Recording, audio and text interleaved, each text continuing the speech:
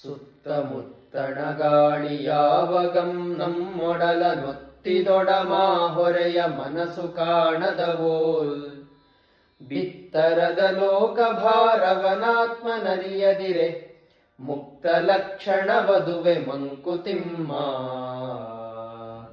ಅಂದ್ರು ನಮ್ಮ ಸುತ್ತ ಗಾಳಿ ಇದೆ ಅಲ್ವಾ? ಗಾಳಿ ಇರೋದ್ರಿಂದ ಸುತ್ತ ಅಷ್ಟು ಅಂದರೆ ಇಡೀ ಭೂಮಿಯಲ್ಲಿ ಗಾಳಿ ಅಷ್ಟು ಇರೋದ್ರಿಂದ ನಮಗೆ ಸಹಜವಾಗಿ ಗಾಳಿ ಒಂದು ರೀತಿಯ ಒತ್ತಡವನ್ನು ನಮ್ಮ ಮೇಲೆ ಹೇರುತ್ತೆ. ಅಂದರೆ ಫಿಸಿಕ್ಸ್. ಆದ್ರೆ ಒತ್ತಡ ನಮಗೆ ಏನೋ ಒಂದು ಮಟ್ಟಕ್ಕೆ ದೇಹಕ್ಕೆ ಗೊತ್ತಾಗ್ಬೋದು, ಆದರೆ ಆ ಗಾಳಿಯ ಒತ್ತಡ ನಮಗೆ ಮನಸ್ಸಿಗೆ ಗೊತ್ತಾಗತ್ತಾ?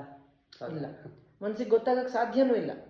ಅದೇ ರೀತಿ ನಮ್ಮ ಆತ್ಮ ಒಂದು ಮುಕ್ತ ಸ್ಥಿತಿಗೆ ಹೋಗಬೇಕು ಅಂತಂದರೆ ಹೇಗಿರಬೇಕು ಅಂತಂದರೆ, ನಮಗೆ ಇಷ್ಟೆಲ್ಲ ಸುತ್ತಮುತ್ತಲು ಅಷ್ಟು ಜಂಜಾಟ ಇದ್ರೂ ಕೂಡ ಆ ಜಂಜಾಟ ನಮಗೆ ದೇಹಕ್ಕಿದೆಯೇ ಹೊರತು ನಮ್ಮ ಮನಸ್ಸಿಗೆ, ನಮ್ಮ ಆತ್ಮಕ್ಕೆ ಯಾವುದು ಹೋಗ್ತಾ ಇಲ್ಲ ಅನ್ನೋ ರೀತಿ ಇರಬೇಕು. ನಮ್ಮ ಆತ್ಮಕ್ಕೆ ಯಾವುದೇ ರೀತಿಯ ಜಂಜಾಟ ತಾಗ್ತಾ ಇಲ್ಲ ಅನ್ನೋ ರೀತಿ ಆ ಒಂದು ಮನಸ್ಥಿತಿಯಲ್ಲಿ ನಾವು ಇರಬೇಕಂತೆ. ಅಂದರೆ ಏನೇ ಸುತ್ತಮುತ್ತ ಇದ್ರೂ ಕೂಡ ಅದರಿಂದ ನಾವು ತುಂಬ ಅಂಟ್ಕೊಳಕ್ಕೆ ಹೋಗಬಾರ್ದು, ಅದರಿಂದ ಅಫೆಕ್ಟ್ ಆಗಕ್ಕೆ ಹೋಗಬಾರ್ದು. ಆಗ ಮಾತ್ರ ಆತ್ಮದ ಮುಕ್ತ ಸ್ಥಿತಿ ಆಗೋದಕ್ಕೆ ಸಾಧ್ಯ, ನಮ್ಮನ್ನು ನಾವು ಲಿಬರೇಟೆಡ್ ಅಂತ ಹೇಳ್ಕೊಳ್ಳೋದಕ್ಕೆ ಸಾಧ್ಯ ಅನ್ನೋದನ್ನು ಆಗೊಂಡಪ್ಪನವ್ರು ಈ ಕಗ್ಗದಲ್ಲಿ ಹೇಳ್ತಾ ಇದ್ದಾರೆ. ತುಂಬ ಚೆನ್ನಾಗಿದೆ ಅಲ್ಲ? ನಮಸ್ಕಾರಗಳು.